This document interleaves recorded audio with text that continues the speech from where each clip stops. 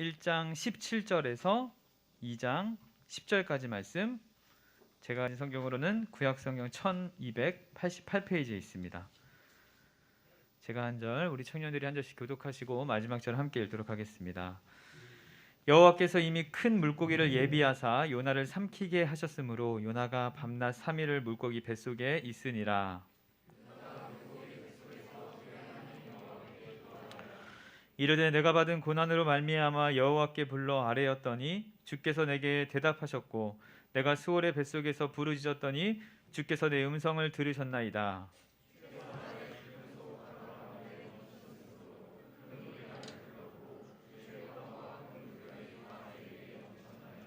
내가 말하기를 내가 주의 목전에서 쫓겨났을지라도 다시 주의 성전을 바라보겠다 하였나이다.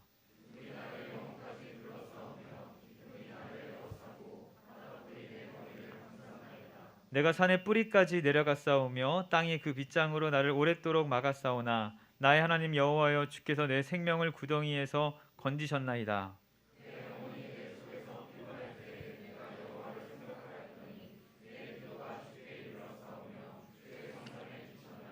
거짓되고 헛된 것을 숭상하는 모든 자는 자기에게 베푸신 은혜를 버렸사오나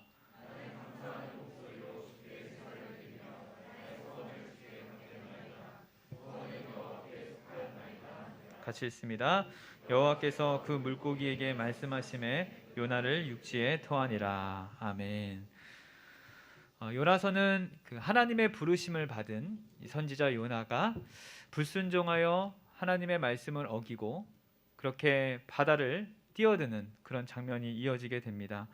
1장의 내용만 보면 참으로 참 절망스러운 모습들만 가득했던 그런 내용인데, 하나님의 선지자로 부름받은 요나가 하나님의 뜻을 왜 거역했는지, 왜 그렇게밖에 할 수 없었는지 참 많은 의문을 갖게 되는 내용입니다. 그런데 오늘 1장의 이 마지막 절에서 이 요나의 이야기가 끝이 아님을 우리에게 알려줍니다. 이 17절 그 시작에 여호와께서 이미 큰 물고기를 예비하사 이렇게 기록하면서 새롭게 이 요나를 어떻게 인도하실지를 우리에게 알려주고 있습니다. 요나를 잡아먹은 큰 물고기는 하나님께서 이미 예비하신 그런 물고기였습니다. 이 바다에 빠져서 죽었다 이러면 이제 끝이다. 이 요나의 이야기가 하나님이 그에게 큰 물고기를 예비해 주셔서 그를 삼킴으로 그를 살려주신 이야기로 다시 시작된다는 것입니다. 하나님은 큰 물고기를 예비해서 요나를 삼키고 그를 3일 동안 그곳에 있게 하십니다. 오늘 본문 이 1장 17절에서부터 이 하나님의 강권적인 사랑을 우리가 느낄 수가 있는 것이죠. 그런데 왜 하나님은 큰 물고기를 예비해서 요나를 삼키게 하셨을까? 그 첫 번째는요, 바로 이 요나가 기도할 수 있도록 이끌어 주시기 위함이었습니다. 우리가 살펴봤듯이 1장에서 요나는 수많은 그런 많은 일들을 경험하면서 한 번도 하나님께 기도하지 않았어요. 하나님의 말씀이 처음 그에게 임하였을 때도 요나는 기도하지 않았고, 배에서 큰 풍랑을 만났을 때도 요나는 기도하지 않았습니다. 그가 바다에 빠져야 되는 그런 위험천만한 상황에서도 하나님께는 기도하지 않았어요. 그런데 마침 이제 물고기 뱃속에 들어가서야 그가 하나님께 기도하기 시작했다는 것이죠. 1절과 2절인데요. 요나가 물고기 뱃속에서 그의 하나님 여호와께 기도하여 이르되 내가 받은 고난으로 말미암아 여호와께 불러 아뢰었더니 주께서 내게 대답하셨고 내가 수월의 뱃속에서 부르짖었더니 주께서 내 음성을 들으셨나이다. 요나는 물고기 뱃속에 들어가서야 하나님께 기도하는 사람이 되었습니다. 요나가 이 물고기 뱃속에 들어가서 이 며칠 동안 지냈다 이런 이야기를 들으면서 많은 사람들이 이런 의문을 갖죠. 어떻게 사람들이 그렇게 뱃속에서 살 수 있었느냐? 여러분도 그런 궁금증을 가지고 있습니까? 저는 근데 하나도 궁금하지가 않아요. 하나도 이것은 중요한 내용이 아니기 때문입니다. 요나서가 우리에게 가르치고자 하는 핵심은 사람이 물고기 뱃속에서 죽지 않고 살 수 있냐 이런 문제가 아닙니다. 오히려 어떻게 요나를 하나님이 계속 살리시는가? 왜 하나님은 요나를 죽이지 않으시고 계속적으로 살리시는가? 이것에 우리는 초점을 가져야 하는 것이죠. 종종 청년들이 저에게 찾아와서 말씀 구절을 보면서 이해가 되지 않는다 이렇게 저에게 물어볼 때가 종종 있습니다. 참 좋은 질문들을 가지고 올 때 제가 나도 처음 접하는 구절이어서 좀 더 확인하고 이야기해주겠다 이렇게 이야기하고 제가 뭐 주석도 살펴보고 또 묵상하면서 받은 은혜를 이제 나누면서 저도 또 청년도 이렇게 함께 좋은 시간을 갖는 경우가 종종 있습니다. 그런데 때때로 정말 쓸데없는 질문, 오늘같이 어떻게 뱃속에서 요나가 살 수 있었습니까? 아무도 관심 갖지 않는, 성경에서 더 이상 이야기하지 않는 그런 질문들을 할 때가 종종 있습니다. 그런데 우리가 주목해야 할 것은 아까도 이야기했듯이 반드시 죽어야 마땅할 이 요나를 왜 하나님은 계속 살리시는가, 이것에 우리는 더 주목을 해야 하는 것이죠. 하나님은 불순종하고 도망가는 그 요나를 끝까지 살려주십니다. 죽이지 않으시는 겁니다. 비록 여러 고난을 당했지만 그 고난을 통해서 이 요나는 하나님을 외면하는 자리, 하나님을 자꾸만 피하려던 그런 사람이 이제는 하나님께 기도하는 그런 사람으로 하나님이 인도해 주시는 것입니다. 여러분, 기도가 무엇입니까? 하나님께 그 마음을, 그 시선을 향하는 것 아닙니까? 고난당하기 전에 이 요나와 고난당한 후에 이 요나의 모습이 완전히 바뀌는 것을 우리가 볼 수 있습니다. 요나는 하나님을 피하기 위해 부단히 노력했던 사람이었는데 물고기 뱃속에 들어가서야 이제 하나님을 바라보는 자, 하나님께 그 시선을, 그 마음을 이렇게 고정시키는 그런 사람으로 변화되었습니다. 우리도 마찬가지일 때가 참 많아요. 하나님께서 우리에게 고난을 허락해 주시면 참 아픔과 고통이 느껴집니다. 그래서 고난받는 것을 항상 피하려고만 합니다. 하지만 하나님이 주시는 그 고난은 그 안에 사랑이 전제되어 있기 때문에 반드시 유익으로 돌아옵니다. 때때로 우리가 당하는 이 고난이 정말 죽음과 같은 고통이 따를 때도 있습니다.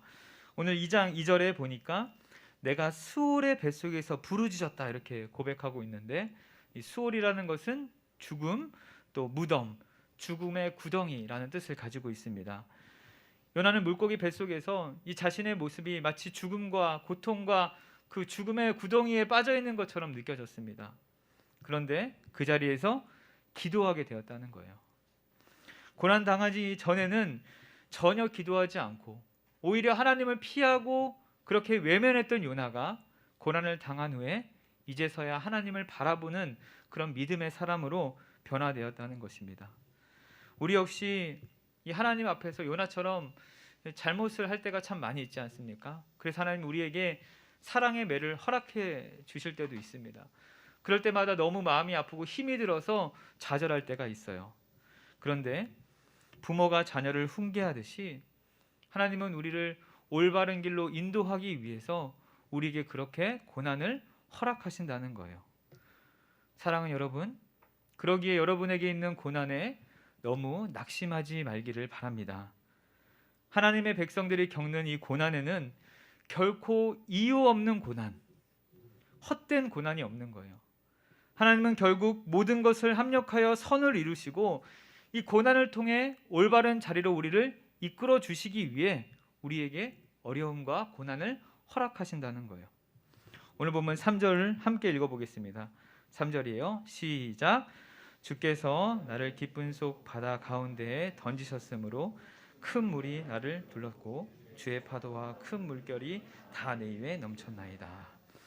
이 요나의 기도 속에서 자신이 당하고 있는 이 많은 고난들이 다 하나님으로부터 왔다. 하나님께서 이렇게 하셨다. 주께서 나를 깊은 바다에 던지셨다. 이렇게 고백하고 있습니다. 어쩌다 발생한 그런 우연이 아니라는 거예요. 성경에서 지속적으로 우리에게 가르치는 것은 이 우리에게 있는 이 모든 일이 다 우연이 아니라는 것입니다. 하나님은 참새가 땅에 떨어지고 팔리는 것까지 다 아시는 분이십니다. 모든 상황을 다 주관하신다고 성경에 가르칩니다. 모든 것이 하나님의 주권이고 모든 것이 다 하나님의 섭니다. 그 가운데 일어나는 일이다. 우리에게 그렇게 알려주고 있습니다. 아주 작은 그 동물의 삶까지도 하나님이 주관하시는데 하물며 하나님의 자녀인 우리의 삶을 하나님께서는 가장 아름답게 이끌어 주신다는 것입니다. 요나서 2장에서 가장 많이 등장하는 단어가 바로 여호와께서, 주께서. 주님의 주권을 인정하는 이 요나의 모습을 우리가 발견할 수가 있게 되는 것입니다. 풍랑을 일으키신 것도 하나님, 자신을 물고기의 뱃속에 삼키신 분도 하나님, 그렇게 나를 변화시켜서 기도할 수 있도록 만들어주신 분도 하나님이라는 것을 이 요나가 고백하고 있는 것이죠. 여러분, 요나가 이 3일 동안 배에 갇혀 있을 때 얼마나 괴로웠을까요? 어제 이 목자들과 이야기를 나누면서 옛날 우리 요나를 배웠을 때 그 모습을 좀 상상해 봤습니다. 보통 그림책에 보면 요나가 굉장히 편안한 자세로 고래 뱃속에서 마치 불도 켜서 이렇게 따뜻하게 이렇게 앉아서 기도하는 장면이 이렇게 연상이 되었는데, 사실 그런 모습이 아니었을 거예요. 굉장히 불편한 모습. 어제 나눴던 그 친구의 말을 따지면 창자쯤에 있지 않았을까? 뭐 식도쯤에 이렇게 막 되게 쭈그려서 있지 않았을까? 이렇게 이야기를 했는데 굉장히 불편하고 힘이 들었을 거예요. 무엇보다 배도 고프고 앞으로 어떻게 그의 삶이 이루어질지 전혀 몰랐기 때문에 두렵고 떨렸을 것입니다. 그런데 딱 한 가지, 이 모든 것이 다 하나님이 주관하시는구나, 내 모든 삶을 다 하나님이 인도하시는구나, 이런 확신이 그에게 생겼다는 것입니다. 사랑하는 여러분, 우리 하나님은 절대로 우리를 포기하지 않으십니다. 우리를 끝까지 붙들어 주시는 것입니다. 왜 그렇습니까? 우리를 너무 사랑하기 때문이에요. 처음에는 하나님의 이 포기하지 않으심이 불편하고 조금은 나를 좀 놔줬으면 좋겠다, 그만 괴롭혔으면 좋겠다 이렇게 생각하지만 나중에는 확실히 알게 됩니다. 이것이 우리를 향한 하나님의 사랑이고 가장 아끼시는 하나님의 한없는 사랑 때문이라는 것을 우리가 깨닫게 되는 거죠. 오늘 요나도 본문 4절에서 이렇게 고백합니다. 내가 말하기를 내가 주의 목전에서 쫓겨났을지라도 다시 주의 성전을 바라보겠나이다 하였나이다. 요나는 이제 다시 주님을 바라보겠다. 그동안 내 방식대로 내 뜻대로 살았던 그 모든 것을 이제 다 내려놓고 하나님만 바라보겠습니다, 이렇게 고백하고 있는 것입니다. 자신의 죄악을, 자신의 잘못을 깨끗이 뉘우치고 있는 것이죠. 그동안 자신의 생각대로 살았다면 이제는 하나님의 방법대로 하나님을 바라보며 살아가겠다 고백하는 것입니다. 하나님은 이 고난을 통해서 이 요나가 회개의 자리까지 이끌어 주시는 거예요. 다시 하나님의 백성으로 깨끗한 정결한 자로 변화시켜 주시는 것입니다. 저와 여러분도 마찬가지예요. 우리 스스로는 회개하는 사람이 잘 없습니다. 내가 잘못한 일에 대해서 스스로 하나님께 자백하는 사람들이 쉽지 않아요. 왜냐하면 우리는 본능적으로 우리에게 있는 이 죄를 숨기려고 하기 때문입니다. 우리가 잘 알고 있는 아담과 하와도 처음 그 죄악을 지었을 때 하나님을 피해 어떻게 해서든 이것을 숨기려고 나무 열매를 가지고 자신의 몸을 감추었습니다. 아무도 모른다고 생각하고 우리의 죄를 감추고 모른 척합니다. 하지만 하나님은 우리의 모든 것을 알고 계시고 우리에게 무엇인가를 통해서 우리의 죄악을 깨닫게 하시는 것입니다. 그래서 때로는 창피를 당하고 망신을 당하고 어려움도 당하게 됩니다. 그런데 단순히 부끄럽고 망신을 당하고 힘들게만 하는 것이 아니에요. 히브리서 12장 11절 우리 한번 찾아보면 좋겠는데요. 히브리서 12장 11절입니다. 하나님께서 우리에게 그런 어려움을 허락하시고 난 후에 우리에게 베풀어 주시는 놀라운 은혜가 있습니다. 12장 11절입니다. 같이 읽어볼게요. 시작. 무릇 징계가 당시에는 즐거워 보이지 않고 슬퍼 보이나 후에 그로 말미암아 연단받은 자들은 의와 평강의 열매를 맺느니라. 아멘. 고난당하기 전에 요나와 고난당한 후에 요나가 완전히 달라졌습니다. 1장에서는 자신의 뜻과 자신의 생각대로 살아갔던 그 요나가 고난 후에 이제는 하나님의 자녀로 살아가겠다, 다시 하나님의 백성으로 살겠다, 하나님만 바라보겠다, 그렇게 고백하고 있는 것입니다. 하나님이 자신을 쫓아낸다고 할지라도 끝까지 하나님만 쫓아가겠다, 이렇게 2장에서 고백하는 것이죠. 사랑하는 여러분, 그러기에 우리에게 있는 이 고난 하나도 헛된 것이 없음을 기억하길 바랍니다. 하나님은 이 어려움을 통해서 우리에게 알려주고 싶은 것이 있는 거예요. 마찬가지로 하나님께서 요나의 뱃속에서 계속적으로 고난을 통해서 깨닫게 하시는 것은 그에게 감사를 알려주기 위함이었습니다. 우리 9절을 함께 다시 넘어가서 읽어볼게요. 2장 9절이에요. 2장 9절입니다. 시작. 나는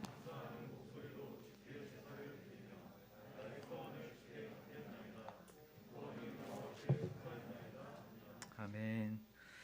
하나님 앞에서 불순종했던 이 요나가요, 그의 잘못으로 인해 풍랑이 몰아치는 이 바다에 빠지게 되고 큰 물고기의 뱃속에 들어가는 그런 고난을 경험하게 됩니다. 이러한 고난 속에서 가장 깨달은 큰 은혜는 그의 생명을 하나님이 살리신 것도 있지만 그 고난 가운데 하나님의 은혜를 바라볼 수 있는 마음을 그에게 다시 회복시켜 주셨다는 거예요.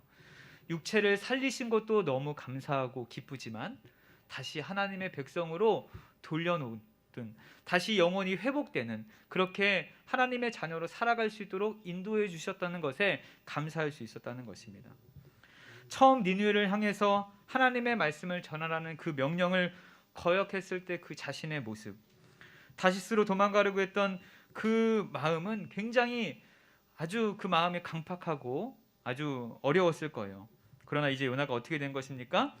고난을 받고 있으면서도 그 마음속에 감사하는 마음이 불일 때 일어나는 것입니다. 다시 하나님의 백성으로, 하나님의 선지자로 인도하여 주심에 감사할 수 있는 것입니다. 이 요나서 전체의 말씀 중에서요, 이 감사라는 이야기는 이 9절에 딱 한 번 나오게 돼요. 요나의 감사와 고백과 기도가요, 그가 잘 나갈 때나 그가 형통할 때가 아니었어요. 그가 가장 고난을 받았을 때, 그가 가장 힘이 들었을 때 그가 그제서야 감사합니다, 하나님 모든 것에 감사합니다 할 수 있었다는 것입니다. 요나는 말할 수 없는 인생의 역경 속에서 자신의 삶이 완전히 끝나는 것처럼 보여지는 그 순간에 비로소야 감사할 수 있었습니다. 지금 이 물고기 뱃속에서 고통 중에 있지만 이 고난을 통해서 그가 더 성숙하게 되고 더 하나님을 바라볼 수 있는 자로 만들어 주심에 감사할 수밖에 없는 것입니다. 요나는 더 이상 하나님을 원망하고 불평하는 사람이 아니라 감사의 사람으로 서게 되었습니다. 우리 역시 우리의 삶 속에서 많은 고난과 어려움이 찾아올 때 이 문제를 통해서 하나님이 우리를 어떻게 변화시키실까? 이 어려움을 통해서 하나님이 나를 어떤 존재로 만들어 주시는가? 이것을 기대하길 바랍니다. 이 고난을 통해서 나를 더 온전한 하나님의 자녀로, 온전한 그리스도인으로 만들어 주실 그 하나님을 기대하며 살아가는 저와 여러분 되시기를 축원합니다. 심지어 우리의 불순종과 그로 인해 받는 고난을 통해서도 하나님은 모든 것을 주관하여 주셔서 끝내는 협력해서 선을 이루어 주시는 분이 바로 우리 하나님이십니다.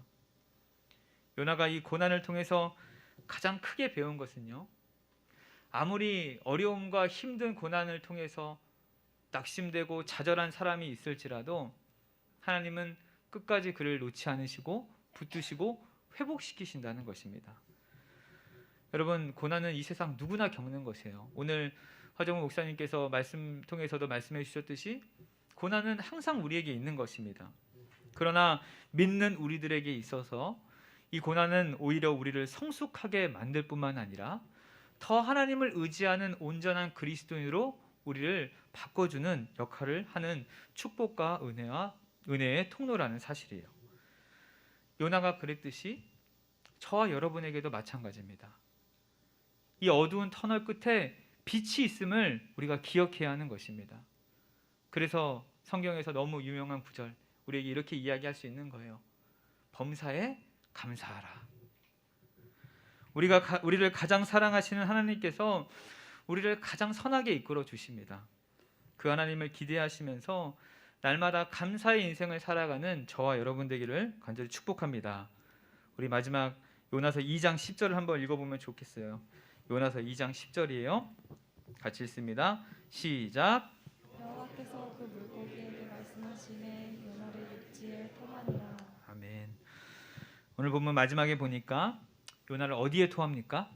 육지에 토합니다. 물고기니까 당연히 바다에 토해야 마땅한데 오늘 본문에서는 마지막으로 육지에 이 요나를 토하는 것입니다. 육지에 토했다는 것은 어떻게 보면 드디어 이 연단의 기간이 끝났다.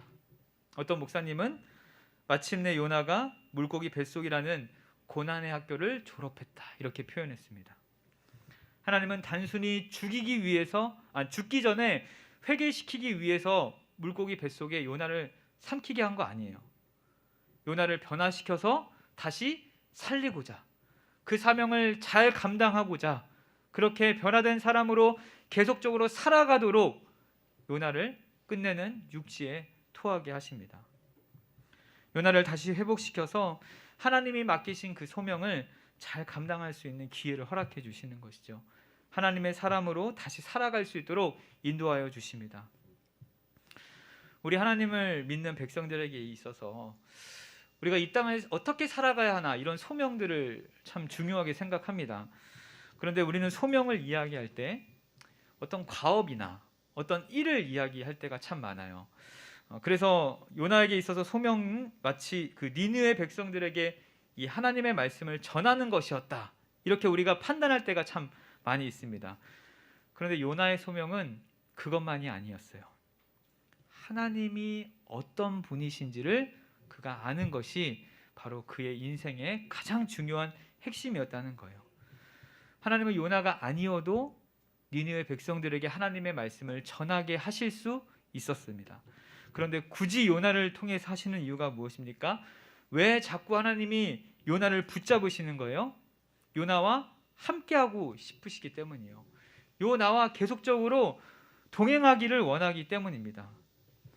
요나도 계속적으로 자신을 붙잡으신 이 하나님을 보면서 깨달았을 거예요. 자신을 향한 진정한 하나님의 마음을 발견했을 것입니다. 얼마나 요나를 사랑하시는지, 얼마나 요나를 아끼시는지, 얼마나 요나 한 사람을 중요하게 여기시는지 그가 깨달았을 것입니다. 우리는 삶을 살아가다 보면 일중심일 때가 참 많습니다. 그래서 하나님을 믿고 섬길 때도 우리가 뭔가 열심을 내서 일을 해야만 하나님이 기뻐하신다, 이렇게 생각할 때가 참 많이 있죠. 하지만 하나님은 우리에게 무엇인가 맡기실 때 우리에게 원하시는 궁극적인 목적은 일을 잘해서 성공하는 것이 아니라 우리에게 그 일을 맡기신 하나님의 마음, 하나님이 어떻게 우리를 생각하시는지 그 하나님의 마음을 알아가는 것을 원하신다는 거예요. 우리는 어떤 과업이나 목적을 이루기 위해서 부름받은 사람들이 아니에요. 직장인들이 아니라는 것입니다. 하나님은 우리를 하나님의 자녀와 하나님의 백성들로 만들기 위해 우리를 부르신 거예요. 우리에게 소명을 주시는 것입니다. 하나님이 도망치는 요나를 끝까지 추격하시고 붙잡으신 이유도 그를 어떻게 해서든 이 느니웨 백성들에게 말씀을 전하기 위해서가 아니었어요. 하나님은 다른 것을 통해서 그 일을 충분히 하실 수 있는 분이시기 때문이에요. 굳이 요나가 아니어도 니느웨에게 말씀을 전하게 하실 수 있다는 거예요. 그런데 그를 끝까지 붙잡은 이유가 무엇입니까? 요나에게 하나님이 어떤 분이신지, 요나가 다시 하나님의 자녀로 살아갈 수 있도록 계속적으로 그를 인도해 주시는 것이죠. 사랑하는 여러분, 우리 하나님은 죽이는 분이 아니시라 살리시는 분이십니다. 요나가 하나님의 선지자였기 때문에 이 불순종의 결과가 죽음이라는 것을 너무도 잘 알고 있었어요. 그래서 아마 이 배에서 죽겠다 이렇게 이야기했을지도 모르겠습니다.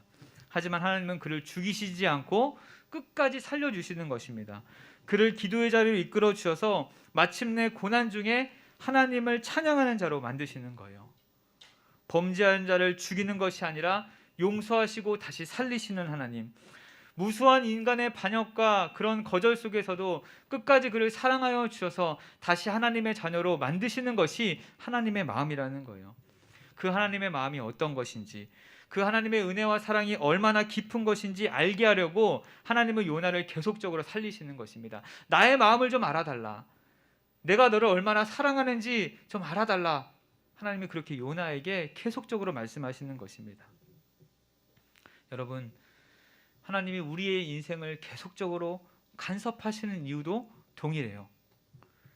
내가 아버지라고 부르는 그분, 내가 참 하나님이라고 믿고 있는 그 하나님, 그 하나님을 예배하는 삶이 얼마나 아름답고 얼마나 영광스러운 일인지, 얼마나 기쁜 일인지 하나님은 우리가 알기를 원한다는 거예요.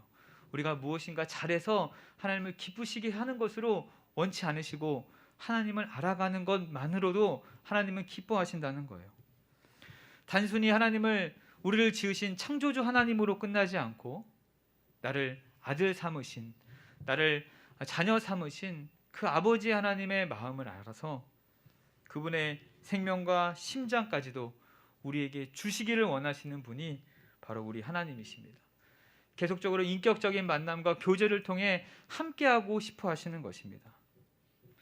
여러분, 우리가 8월에 옥계를 지금 준비하고 있지 않습니까? 하나님은 우리 남서울 청년들이 아니더라도 옥계 땅에 하나님의 말씀을 전하게 하실 수 있으신 분이에요. 마땅히 하나님의 능력으로 그곳 가운데 하나님의 말씀을 전하게 하실 수 있는 분이십니다.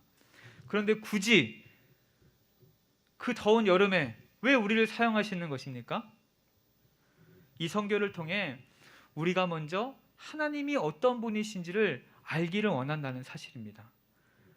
얼마나 우리를 사랑하시는지, 얼마나 하나님의 백성들을 아끼시는지, 얼마나 이 땅을 얼마나 사랑하시는지 우리가 알기를 원한다는 것입니다. 사랑 여러분, 우리는 그 하나님의 놀라운 구원을 이미 경험한 자들이에요. 이미 하나님께서 우리를 구원해 주셔서 그 놀라운 사랑을 체험한 자들입니다. 고난 속에서도 우리를 위해서 아낌없이 일하시는 그 하나님을 이미 수차례 경험한 사람들입니다. 그런데도 여전히 하나님의 마음을 몰라 내 뜻과 내 방법대로 살아갈 때가 참 많았어요. 이제는 그 수준에서 멈춰 있는 것이 아니라 하나님의 열심을 우리의 열심으로 바꾸는 저와 여러분 되기를 바랍니다. 나를 사랑하시는 그 하나님의 사랑을 알아갈 뿐만 아니라 그 하나님을 열심으로 전하며 함께 하나님의 나라를 만들어가는 저와 여러분 되기를 바랍니다. 함께하는 우리 청년 공동체 모두가 우리의 작은 섬김을 통해서 크신 하나님의 그 마음이 전달되어지는 이 복된 일에 우리가 적극적으로 함께 참여함으로 하나님의 마음을 시원케 해드리는 저와 여러분 되시기를 우리 구주 예수 그리스도 이름으로 축원합니다. 우리 시간 같이 한번 찬양하고 기도할까요? 오늘 처음 불렀던 찬양이죠. 우리는 믿지 않는 다른 사람들과 다릅니다. 고난 가운데서도 우리는 다른 길을 걸을 수 있고, 그렇게 우리에게 받은 놀라운 은혜를 통해서 우리가 세상의 빛으로 살아갈 수 있도록 우리를 인도하여 주십니다. 우리 그 하나님과 함께 찬양하면서 나아갈까요?